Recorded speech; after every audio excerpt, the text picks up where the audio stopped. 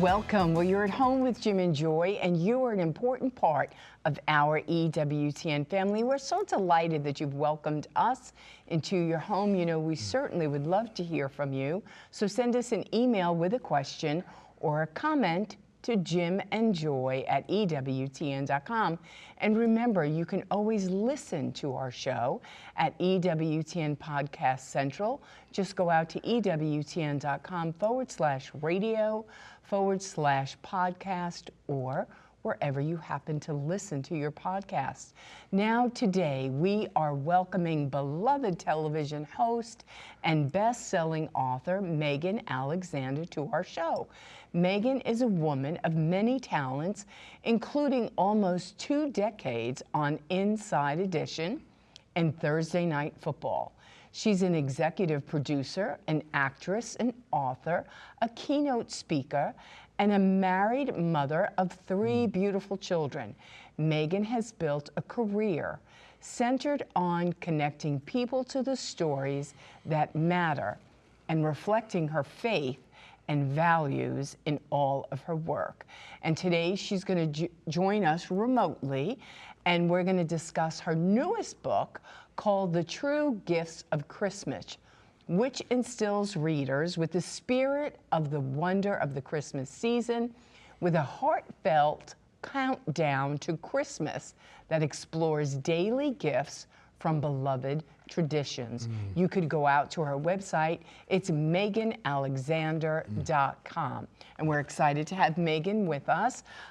We saw her interview that she did with Raymond Arroyo. Some years back, yeah, and then she's hosts a beautiful show called Small Town Christmases, where she goes out to little small towns throughout America and kind of gets the vibe and what's happening in their precious little small towns, how they're celebrating Christmas. Well, it's a wonderful book. I mean, it's just a high quality book. You know, it just feels good. It looks good. It's a great gift to give to somebody. It's a great gift to get for yourself. Get it now. And after you read it and work through it with your children or grandchildren, it's a beautiful book to keep out all year long as regards Christmas.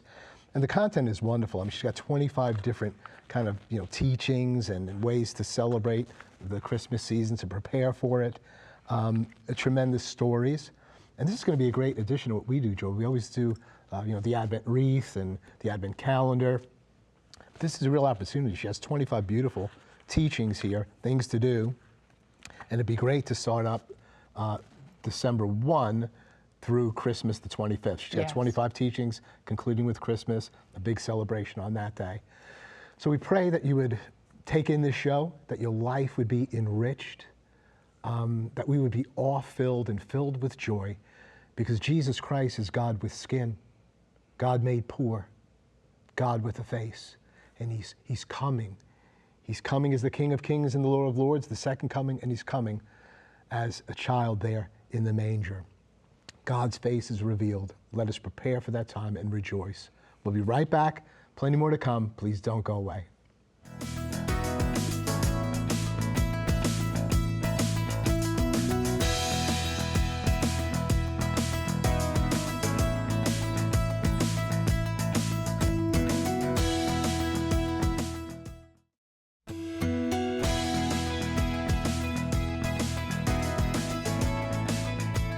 Welcome back. Well, our guest today is Megan Alexander.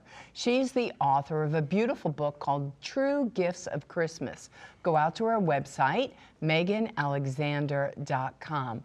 Well, Megan, we welcome you finally to At Home with Jim and Joy, and we're excited to have you. We want you first to tell our family a little bit about yourself, your background, and your faith journey. Hi, Jim and Joy. Thank you so much for having me. Merry Christmas. I am a Christmas fanatic, first of all. That's how I kind of introduce myself to people. People have their different hobbies and things that they love, and I just love Christmas. Born and raised in Seattle, Washington, but I've been in Franklin, Tennessee now with my family for about 12 years. Did a stint in New York for a while when I was full-time with Inside Edition, and now I just fly up there when they need me. Also lived in San Antonio, Texas for a couple years, hosting a morning show there. So I've always been in film and television. And I'm a mom of 3, married my wonderful husband, Brian, and we have 3 beautiful kids. And, as my career progressed and I really found myself longing for family friendly content, I've worked in secular entertainment now for almost 20 years and just found myself going, gosh, I want to be able to watch TV with my children and read books with them and movies. And my faith is a big part of my life. I want to feel good about all the projects, that I'm a part of. And you get to that point, Jim and Joy, where you go, okay, I can't complain anymore. I need to be a part of the solution. And so I started writing books that I would want to buy and started acting in movies that I feel good about. And I even produced my first Christmas movie this year that's family friendly. And I thought, I'm going to put my name and my money behind that. And this book came about because, like so many parents out there, I am doing the dance during the holidays of bridging the gap between the secular and the spiritual, right? We feel like the holidays can be so commercial, about materialism and the wrong focus. And I just found myself getting into conversations with my kids. And this book came about of them asking me the dreaded question, is there really a Santa Claus? And I had heard that Santa Claus was based on a wonderful man named St. Nicholas. And so I did a deep dive into the life of St. Nicholas. And that was just a light bulb moment for me where I thought, my gosh, it's not just a jolly man that is in the Macy's Day Parade and Coca-Cola commercials. This was an incredible man that loved Jesus and served his neighbors and his family. And so that was the entry point for this book. Wow. Yeah, and that's one of your key teachings and gifts that you're giving in terms of various traditions. That's number 6 on your list, the gift of generosity. So you connect him with the gift of generosity. And was there a real Santa Claus? I do want to get in, we want to get into all of these at some point here. But again, you state, your introduction's really good, because you say, I've always loved Christmas. And I miss Christmas, Mrs. Christmas. But what was it? What is it that connected you in that way? Was it your family sharing with you? Was it something that you saw? Because this evidently has gone so deep within you, and it's not just Christmas. I know a little bit about your commitment to Jesus Christ himself as your Savior and as your Lord. But share with us why this went so deep into you so early and so quickly. Yeah. Well, first and foremost, it's the birth of Jesus Christ, who is the reason that we live and our reason for hope in this world. And I began to realize as a little girl that Christmas is a time where people are a little bit more open to those faith conversations. As I mentioned, I was born and raised in Seattle, Washington, which it was unusual to go to church. Let's just say that we were the unusual ones growing up in Seattle. And I realized that Christmas time, stores that don't normally play Christian music would play Christmas music, which I think is some of the most beautiful worship music that has ever been produced and written. And I thought, it is an open door to talk about your faith. Wow. And so I found myself just loving the Christmas season because I thought, it's an excuse to talk about Jesus' birth, to play all the music, to talk about the wise men, to put, a nativity scene in your front yard and just blast it from the rooftops. And so for me, it was really the excitement of God has given us an opportunity with the holiday season to preach the gospel. And then from there, I just want to live it up in any way I can, and then I hope that this book will let people know that there are many opportunities, many tools, many little nuggets in our holiday season that connect back to Christ. Yeah. Why don't you tell our family? I mean, it is such a struggle. We have 4 children, we have 17 grandchildren, and it's such an invasion of the culture, and it can be so misguided and commercialized, and it all becomes about buying things, and you just get so caught up, and it's kind of like, wait a minute, and we don't want to offend anybody anymore. We don't want to say, you can't say Merry Christmas, you have to say Happy Holidays. But there are so many traditions that your book brings out. So why don't you tell our family about some of the truths about just some of the regular, normal Christmas traditions that are happening that have spiritual connections? Yeah. Well, I mentioned St. Nicholas. And again, just that conversation of, is there really a Santa Claus? What a great opportunity to talk about. Yes, it's based on a man who loved the Lord, who committed his life to Christ. We get stockings from the legend of St. Nicholas, that he was neighbors with a family that had daughters who were very poor, and their father couldn't afford to pay for their dowry for marriage. And so they would hang their stockings by the fireplace at night just to dry out their stockings. And Nicholas learned of this, and legend has he dropped gold coins into their stockings and save them from a life of prostitution and poverty. And I had no idea. That's why we hang stockings above the fireplace. And Right. so St. Nicholas himself is a big part, gift giving. He's a big part of our Christmas traditions. But Joy, to answer your question, for me, it's kind of fun when you take a deep dive into the candy cane.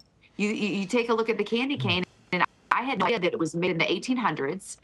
A candy maker in Germany wanted to make something for kids during the holidays that would teach them about their faith. And so the candy cane is the curve of a shepherd's staff, right? It's a hook. And the red symbolizes Jesus' blood, and the white symbolizes our salvation, that Jesus cleanses us white as snow. And so that was fun for me to study and learn about, because a big tradition for me is we have a flashlight candy cane hunt that we hold every year for all the kids in the neighborhood. We invite them over, we scatter candy canes all around the yard. We wrap a couple with $10 bills, $20 bills, kind of like an Easter egg hunt. And the kids all run around and collect their candy canes. And then when they're done, my husband and I just try to have a little teachable moment. Kids can only take so much. So as they're eating their candy canes, we say, hey, do you know what the candy cane symbolizes? Do you know what it means? And we teach them about it. So it's those little nuggets, those little bits that you can digest, I think. Yes. And it's fun to dig deeper into that. Yeah, I was thinking about that whole thing of, because I went over your 25 teachings and sharings, and gosh, we must put up like 30 of stockings, right? Yes. I mean, because we do the 17 grandkids, our 4 kids. Their spouses. Oh, wow. The spouse. Oh, yeah. So we do that. We don't put gold coins in them, though. We do put candy, but we're not that wealthy. Yeah. It costs a lot of gold coins to fill all those stockings. Yeah, but I mean, you don't stop. Wow, you got a big fireplace. We have a very big fireplace, and I have a special bracket to hang everything.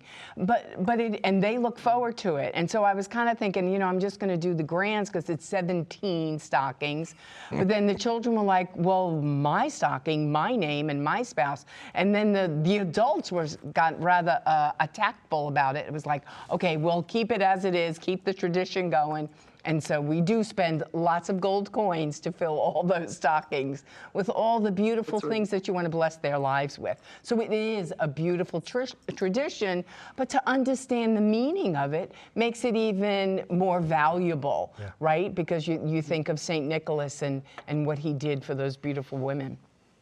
Yes, you were mentioning earlier, because we who've come into the realization, of who Jesus is. I mean, this is, like we like to say, God with skin, God made poor, God with a face. This is God who, in a sense, sheds his blood for us, the candy cane. I mean, such a profound, and I know you know this, but a profound faith. And you give so many insights and glimpses and things to do and things to build on. But, those of us who experientially know the Lord, and we're so grateful for him, we experience him in the sacraments and so on, we can really go counter on we need to go countercultural, but counter on the people, that haven't connected with the Lord yet. They haven't been, deeply converted to the Lord. And yet you're saying, it's just amazing how the culture doesn't deny, Christmas and the songs and all these different things. And it's just like John Paul II said, don't be afraid to share the gospel of life. You're sharing the gospel of life, the uniqueness of life, the sacredness of the human being, because people don't understand that term, good news about life from conception through death and sacredness. But he says it's already written on their hearts. It's written on their hearts. Yeah. So they might not understand when you say gospel of life. You don't even have to say the gospel of life. But Jesus is there, is written on their hearts. And that's what you're saying. The culture still hasn't denied it totally because it's so winsome. There's something that's being pulled out of they're made in the image and likeness of God. We might deny it, but do you understand what I'm saying? And that's what you're hitting on. Like, they're not against candy canes, and they're not against this and that. Right. And then you go, this book looks, it's not kind of like all in your face. This is kind of like, this is really, and then you do go deep. And so people are starting to think, when I put up this Christmas, there was a St. Nicholas, the candy cane thing, and it's a beautiful thing that you're doing because you're right at the cross section of the faith and of the secular culture. I completely agree, Jim. And even studying what Advent means, that's the first entry in the book, and it's the gift of anticipation, right? And I've come to think, oh my goodness, I never thought of Christmas as anticipation of the next year. And in writing this book and the 25 entries and the different Christmas traditions that we study, I really found myself going, this is preparation. This is sharpening my faith. This is reminding me that God is everywhere, as you just beautifully Yeah. said. What a preparation for the new year to arm yourself with this knowledge to take the holiday season and make it meaningful for your family. And when we talk about Advent, we say, yeah, you can do the chocolate Advent calendars, but why not do something that's more spiritual, right? Why not approach the Christmas season and take each tradition each day and talk about it and make it meaningful, whether it's food that you make, it's songs that you're playing. I think it's really a education to then January 1st go, hey, I'm equipped to go into the year and keep talking about my faith. I'm not just going to do it. Just to throw another fun one out Yeah. there, Joy and Jim, the 12 Days of Christmas. How Right. many times have we sung that song at a party? We're being silly, you know, in the first day of Christmas, my true love gave to me. What's it- Partridge in a pear tree. In my research, I realized that also has spiritual symbolism. And some believe, legend has it, that it was created to teach children about the church, about the teachings of the church. Partridge in a pear tree represents the mother partridge watching over her young, God watching over us, as two turtle does, as you go through three French hens, love, joy, peace. I mean, it's all in the song, and who would have known? So it's my hope that people will feel that it equips them to share their faith. My understanding What is, could be unusual moments? You'll never Yes. sing that song the same way again. Yeah, and to understand the spiritual, deeper moments of it, you know, because we just seem to think like, oh, that's a tradition and I don't really understand it. Or we do Christmas as the world and the culture tell us to do Christmas, and we abort baby Jesus from the whole scene and just say, oh no, it's just about giving. It's just about my feelings and my family. Well, Christmas isn't just about your feelings and your family. It's way deeper than that, and a beautiful opportunity to educate and evangelize the culture that so is longing to hear the truth anyway.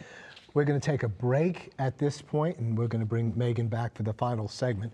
The book is The True Gifts of Christmas, Unwrapping the Meaning Behind Our Most Cherished Traditions, printed by Loyola Press.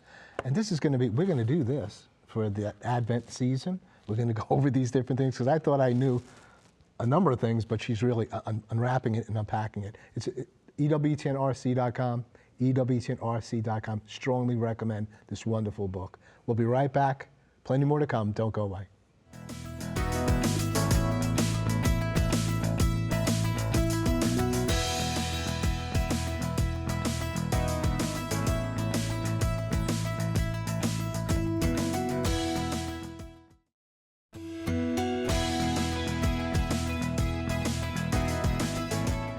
Welcome back. Well, we're wrapping up our wonderful conversation with Megan Alexander, talking about The True Gifts of Christmas, this beautiful book, and we highly recommend you get it. Go out to EWTNRC.com.